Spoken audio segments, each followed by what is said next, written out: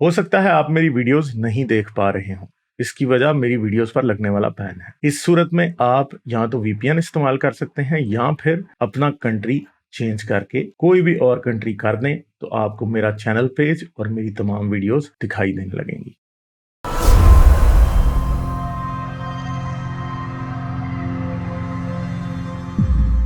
और सर मैं थोड़ी सी मतलब एवोल्यूशन के ऊपर मैंने वो आपकी डिबेट सुनी थी कैसर राजा साहब के साथ।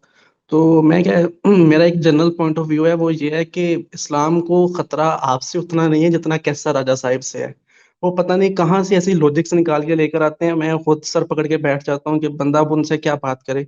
अभी उन्होंने आपके मुकाबले में वो स्ट्रीम भी स्टार्ट किया, तो उसके ऊपर उनको कन्विंस हो रहे होते हैं कि मुझे एथिज्म के ऊपर कन्विंस करो, और जो बंदे अपना एथिस्ट अपना जनरल आर्गुमेंट लेके जा रहे होते हैं, वो उनको भी सिर्फ और सिर्फ आपके खिलाफ मतलब यूज करने के ऊपर ना कर रहे होते हैं कि जी वो गंदी जुबान इस्तेमाल करते हैं, वो ये इस्तेमाल करते हैं। तो करने दो ना, अब कितनी देर ये जवाब दे लेगा कि गालिब गंदी जुबान इस्तेमाल करता है। ये गंदी और जुबान ये अपनी किताबों से निकाल दें तो हम नहीं यूज करेंगे, खत्म हुई बात। और लौंडी को सर निकाल देंगे अभी अपनी किताबों से, हम नहीं करेंगे, नहीं अभी बात ये करेंगे। इंजीनियर साहब ने जो स्टार्ट किया था, उन्होंने हदीस के ऊपर आके इनका जो बाबे वाली कहानियां सारी की सारी वो खत्म की हैं कि इनको छोड़ो अब जब वो हदीस के ऊपर उनसे पूछा जाता है जी कि आप बुखारी को सही मानते हैं, तो वो कहते हैं कि नहीं जी मैं बुखारी को सही नहीं मानता, दो कुत्तों के दरमियान जो किताब लिखी हुई है उसको हम 100% नहीं सच समझते। तो अगर आप लोग उनको ये बता रहे हैं कि भाई अगर आप बुखारी को नहीं सच समझते फिर कुरान को सच समझते, तो कुरान में भी ये बातें हैं।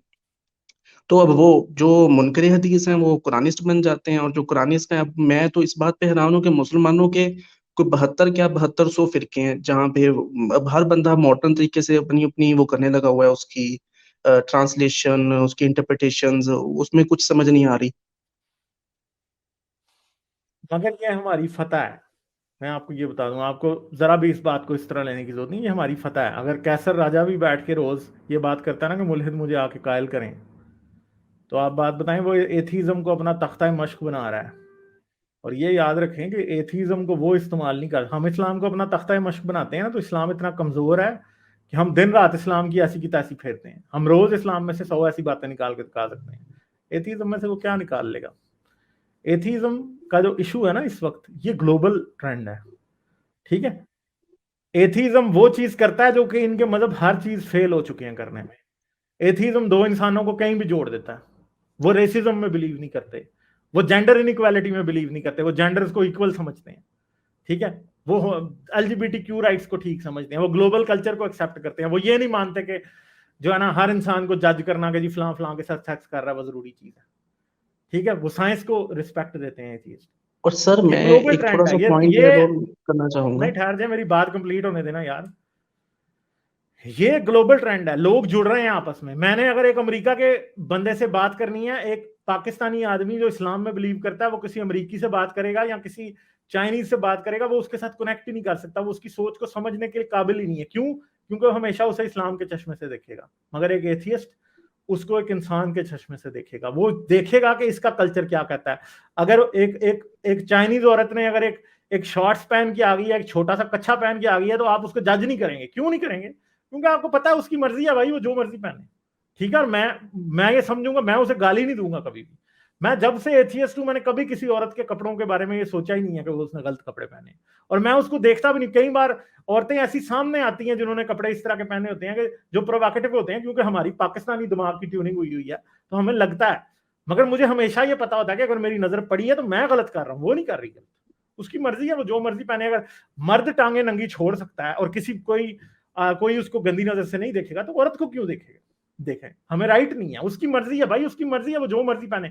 अगर वो शॉर्ट्स पहन के फिर रही है, तो ये इनविटेशन नहीं है मेरे लिए कि जी मैं अब उसके पीछे पड़ जाऊं और मैं सोचूं कि ये अब सेक्स का माल है। नहीं, ये चीज हम अपने आप को आसानी से समझा लेते हैं, और मौलवी कभी भी नहीं समझा सकेगा। क्यों? क्योंकि मौलवी जैसे ही किसी वेस्टर्न औरत को देखता है, उसने छोटे कपड़े पहने हैं, उसके जहन में एक ही बात आती है, वो ये तो प्रोस्टिट्यूट है। हमारी औरतें इनसे बहुत अच्छी हैं, एक फॉल्स सेंस ऑफ सुपीरियरिटी, हम बड़े अच्छे हैं, हमारी औरतें बड़ी एक अगर वेस्ट की औरत अपने आदमी के मुकाबले पे उसको तलाक दे सकती है, तो ये समझते हैं वो हमारी और हम तो बहुत अच्छे हैं क्योंकि हमारी औरत हमें तलाक नहीं दे सकती, हमारी औरत हमारी जूती के नीचे रहती है। हालांकि इसमें कोई अच्छाई नहीं है, ये बुराई है बल्कि। कि आपकी औरत के मुंह में जुबान ही नहीं है, इंसानी तौर पे वो बोल नहीं सकती, आप उसे मार सकते हैं, रोज आप बातें करते हैं मारेंगे। ठीक है, तो ये चीजें, ये इंतहाई बेशरम और घटिया किस्म की गैर इंसानी बातें हैं जिनको ये समझ, जिन पे ये फखर करते हैं असल में। ठीक है जी, तो ये बातें हैं असल में। हाँ जी, आप बात अपनी करें अब आगे। जी सर, मैं ये बात कर रहा था कि जैसे ही हम लोग बात करते हैं ना कि एथिज्म, तो इनके यार एक एक जितने भी सेकंड, एक सेकंड, मुस्लिम्स। आपको इंटरप्ट कर रहा हूँ यार। इस जी जी। उस्मान अफगानी को भी भेजो भाई इधर, ये भी बहुत ज्यादा चैट में ना काफी एक्टिव हैं ये भाई, इनको भेजें, इनका तो हम बड़े प्यार मोहब्बत से बात करेंगे। ठीक है, और जिमिन एडमायरर ने तो कभी भी नहीं आना ना। ठीक है, चैट के अंदर ही रसूल अल्लाह को अब कह रही है रसूल अल्लाह की बकवास है। ठीक है, ये कह रही है, अब ये कह रहा है ये। ठीक है, तस्वीर लगाई हुई है उसकी, क्या उसको, वो कोरियन बैंड जो है उनकी, इधर रसूल अल्लाह की तस्वीर क्यों नहीं लगाते यार आप। अच्छा हाँ जी, चलें जल्दी से कंक्लूड करें, मैं फिर आगे जाऊंगा।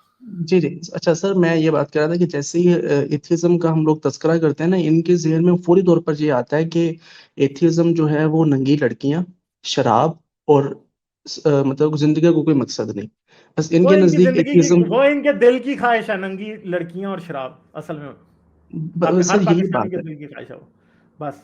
अब मैं ये बात करता हूँ कि पाकिस्तान में ऐसा कौन सा काम नहीं होता। ये तो वो वाली बात हुई ना कि चारपाई के नीचे सब कुछ हो रहा है, आपने ऊपर इंतहाई खूबसूरत किस्म की हाँ सफेद चादर बिछा दी है और बिछा के कहा जी कि देख लें जी हमारा सिस्टम, कि इसके नीचे हाँ बहुत कुछ हो रहा है, हमने ऊपर ऊपर से बहुत अच्छा दिखाना है।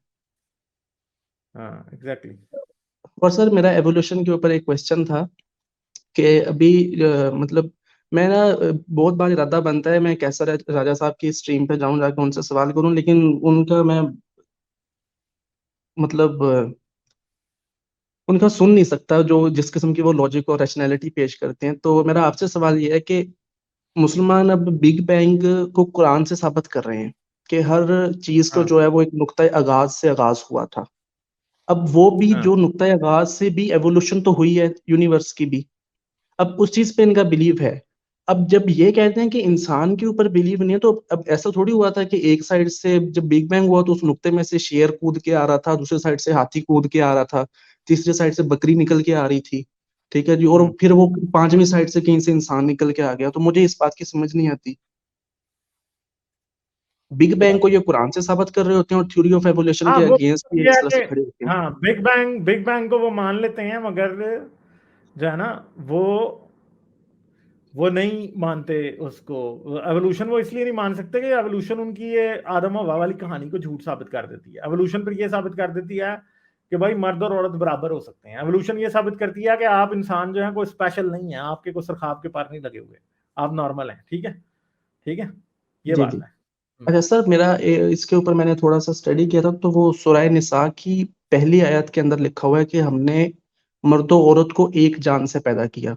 और जब मैंने उसकी तफसीर पढ़ी इंटरप्रिटेशन के अंदर, जो तफसीर के अंदर, अब मैं क्योंकि उनकी पढ़ी थी मौदूदी साहिब की, तो उन्होंने जो उसके अंदर लिखा हुआ है कि आदम और हवा को एक जान से पैदा किया गया था, लेकिन बाइबल और जितनी भी ये तालूत वगैरह है उसके अंदर हजरत हवा वाली और हजरत आदम वाली कहानी है कि वो 13वीं पसली से पैदा किया गया था। लेकिन हमें इस बात का मालूम नहीं है, हम इस बारे में कुछ नहीं कह सकते, कि कुरान इस बारे में खामोश है, लेकिन वो ये कह रहा है कि आदम और हवा को एक जान से पैदा किया था। ये झूठ बोलते हैं, तफसीरों में, हदीसों में, हर जगह शिया सुन्नी सब हदीसों में लिखा है कि पसली से पैदा किया गया था। अब जारी बात है, कुरान तो एक ऐसी बोंगी किताब है कि उसमें कोई भी बात कंप्लीट नहीं लिखी होती। ठीक है, लेकिन सर तो ये इसलिए जो ये एक बातें करते आयत है हैं। इसके ऊपर, इसको अगर आप पढ़ें तो इसके अंदर तो एक जान वाला तो तस्करा उसकी है उसमें। तफसीर, तो एक जान से फिर एक जान को क्या एक्सप्लेन करोगे? कुछ भी नहीं कर सकते ना। ये बात यह है कि जब आपने उधर एक बोंगी सी बात लिख दी, अब अब सिर्फ इनमें और उनमें फर्क ये है कि आधे मुसलमान ऐसे हैं कि जो ये बात मान लेंगे हदीसों की बेस पे कि हाँ जी पसली से पैदा की गई थी।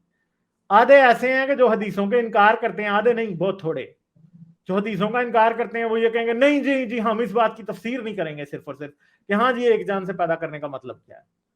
तो एक जान से पैदा हम्म। करने का मतलब अगर ये सिर्फ वो जो है ना, एक बात है कि एक सवाल के जवाब में ना इंसान एक नॉलेजेबल पोजीशन लेता है। जी ठीक जी। है, मैं आपसे ये पूछूं कि अमेरिका कितनी दूर है, ठीक है, हम्म। तो आप मुझे बता दें कि 6000 किलोमीटर दूर है जी पाकिस्तान से अमेरिका। ठीक है, जी तो आप ये गूगल करके भी पता कर सकते हैं, वैसे भी कर सकते हैं। अब एक बंदा है जो कि गूगल पे एतबार नहीं करता, वो कहेगा नहीं नहीं हम बता ही नहीं सकते कि जी कितनी दूर है अमेरिका। ठीक है, सिंपल सी बात है। तो ये यही बोंगी मारते हैं असल में, जिस इनको क्योंकि हदीस पे एतबार नहीं करना, इसलिए बोंगी मार देंगे और ये साबित करेंगे वो ये बड़ी जबरदस्त बात है कि जी कुरान में ये लिखा है कि एक जान से पैदा किया। तो भाई एक जान से पैदा करने का मतलब क्या है? अब इनसे पूछें तो ये बता ही नहीं सकेंगे क्या मतलब है। तो ये क्या करते हैं, ये नॉलेज की बजाय इग्नोरेंस की या जहालत की पोजीशन ले लेते हैं, इल्म के बजाय जहालत की पोजीशन ले लेते हैं कि ठीक है हम जहालत में खुश हैं क्योंकि जहालत हमारे लिए सवाल की कॉम्प्लिकेशन पैदा नहीं होने दे रही। सिर्फ इतना सब, इतनी सी बात है। ये कुरानिस्टों का मसला है, समझ गए आप? या जो जी हदीस का जी इनकार करते हैं। हदीस का इनकार इस्लाम के मुताबिक मुमकिन नहीं है असल में। ये आप मेरी बात याद रखें कि वो कुरान एक लूली लंगड़ी किताब है, ठीक है? कुरान एक लूली लंगड़ी किताब है। इनसे पूछें जाके मुफ्ती यासर से या ये तारिक मसूद से या ये कैसर राजा से कि भाई कुरान को कहा जाता है कि एक लूली लंगड़ी किताब है क्योंकि ये किसी भी चीज को मुकम्मल तौर पे बयान नहीं कर सकती। तो फिर देखना कि कैसी मेंटल जिम्नास्टिक आपको करके दिखाएंगे आगे। ठीक है, चले मैं आगे चलता हूँ, फिर और चले भी लोग ठीक है, हैं। थैंक यू ठीक है, सर। ठीक है, okay, thank you, bye. Like, share और सब्सक्राइब करना मत भूलें।